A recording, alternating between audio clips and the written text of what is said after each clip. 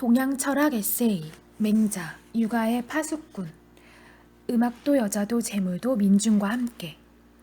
맹자가 하루는 제나라 선왕을 만나 물었습니다.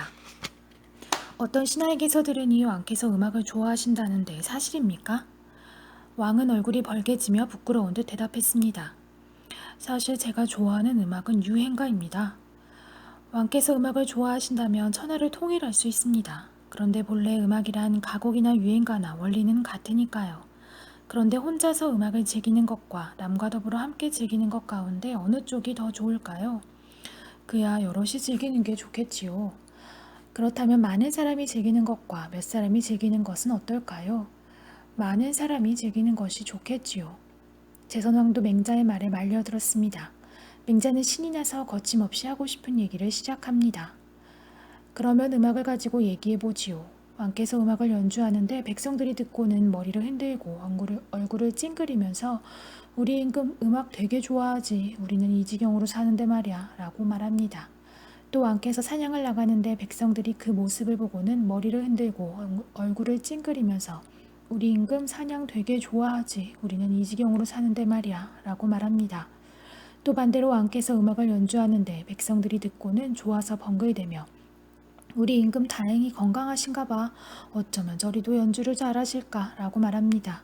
또 왕께서 사냥을 나가는데 백성들이 그 모습을 보고는 좋아서 번글대며 우리 임금 다행히 건강하신가 봐. 어쩌면 저리도 사냥을 잘하실까 라고 말합니다. 이 차이는 다른 것이 아닙니다. 왕께서 백성과 함께하느냐 그러지 않느냐의 차이입니다.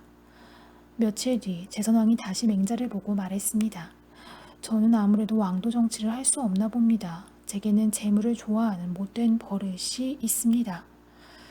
그것이 무슨 어려움이 되겠습니까?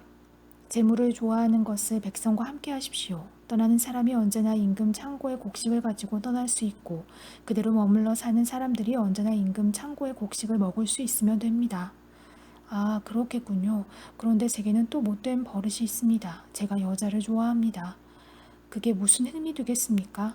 여자 좋아하는 것을 백성과 함께 하십시오. 그래서 시집 못 간 처녀와 장가 못 간 총각이 없게 하시면 됩니다. 며칠 뒤 제선왕이 맹자를 보고서는 불만이 가득한 목소리로 투덜대면서 물었다. 문왕의 사냥터가 사방 70리였다는 말이 정상입니까? 예, 사실입니다. 그렇다면 지금 내 사냥터는 사방 40리밖에 안 되는데도 백성들이 넓다고 하는 것은 무슨 까닭입니까? 문왕은 사냥터가 사방 70리나 되었지만 그 사냥터를 백성과 함께 썼습니다. 그렇기 때문에 백성들은 오히려 좁다고 생각했지요. 하지만 왕께서는 사방 40리의 사냥터를 혼자서만 쓰면서 그 안에 들어와 사냥을 하거나 나무를 베면 벌을 줍니다. 이것은 나라 안에 사방 40리짜리 함정을 파놓은 것과 같으니 어찌 넓다고 하지 않겠습니까?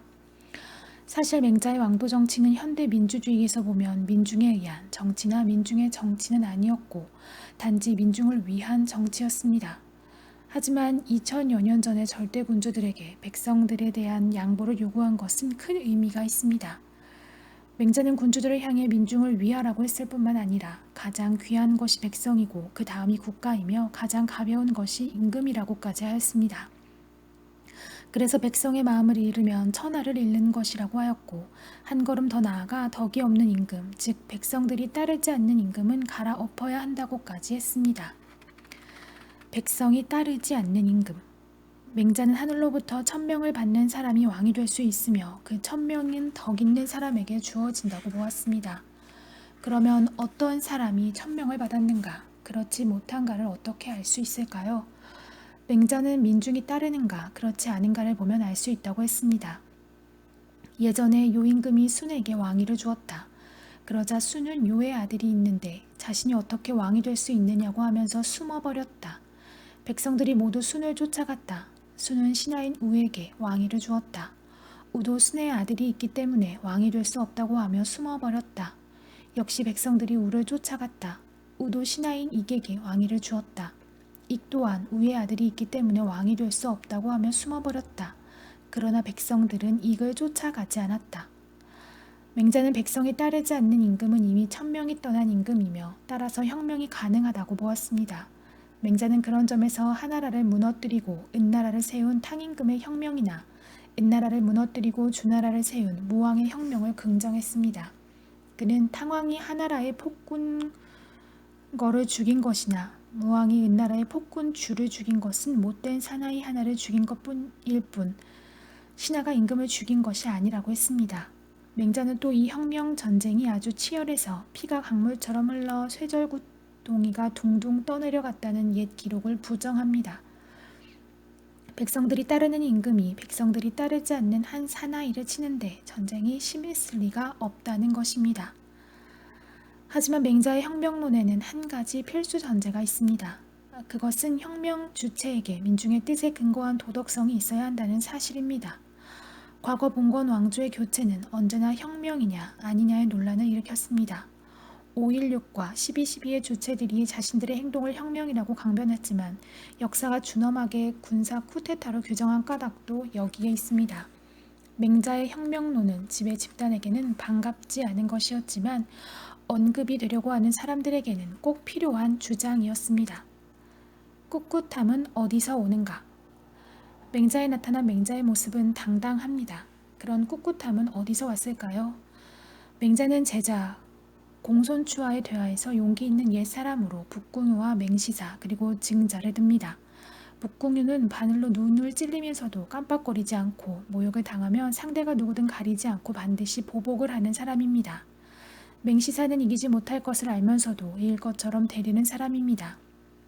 증자는 스스로 자신을 돌이켜보아 거리낌 없으면 천만 명과도 대적할 수 있는 사람이었습니다. 이 사람들의 용기를 평가하고 나서 맹자는 자기가 호연지기를 잘 기른다고 덧붙였습니다. 맹자의 꿋꿋함은 바로 호연지기에서 온 것입니다. 호연지기가 무엇이냐는 공손추의 질문에 대한 맹자의 첫 마디는 설명하기 어렵구나 였습니다. 그리고 나서 그는 호연지기가 온 세상을 꽉 채울 수 있는 도덕 기운임을 밝힙니다. 호연지기는 밖에서 얻어지는 것이 아닙니다. 오직 실천을 통해 쌓은 정당함에서 나오는 기운입니다. 사실 맹자 이전의 기에 대한 이해는 대자연의 기운이나 인간의 혈기와 같이 자연적인 또는 생리적인 것이었습니다. 맹자는 호연지기를 도덕적 실천을 통해 길러진 도덕 기운으로 파악함으로써 기 개념을 확대 발전시켰습니다. 호연지기를 가진 사람은 구체적으로 어떤 사람일까요? 맹자는 세상에 살면서 올바른 자리에 서서 도를 실천해가는 사람으로 보았습니다. 이런 사람은 부귀로 유혹해도 마음을 바꾸지 않고 위협이나 무력에 굴복하지 않으며 가난 같은 어려운 상황도 마다하지 않는 사람입니다. 맹자는 이런 사람을 대장부라고 하였습니다. 맹자는 강한 자기 확신을 가진 사람이었습니다. 인간의 본질은 선이며 그 근거는 하늘이라고 하면서 왕도 정치를 통해 인간의 선한 본성을 사회에 실현해 보려고 했습니다. 맹자는 자기 마음을 다함으로써 사람의 본성이 어떠한 것인가를 제대로 깨달은 사람을 하늘의 백성이라고 하였습니다. 맹자가 바라본 사람은 사회를 떠난 사람이 아니었습니다. 사람은 사회 속에서 실천하는 존재이며 그 경우 강한 힘은 인간 본질에 대한 신뢰에서 출발한다고 본 것입니다. 맹자의 사상은 후대 유학자들의 참된 표범이 되었으며 지배 계급에서는 항상 경종이 되었습니다.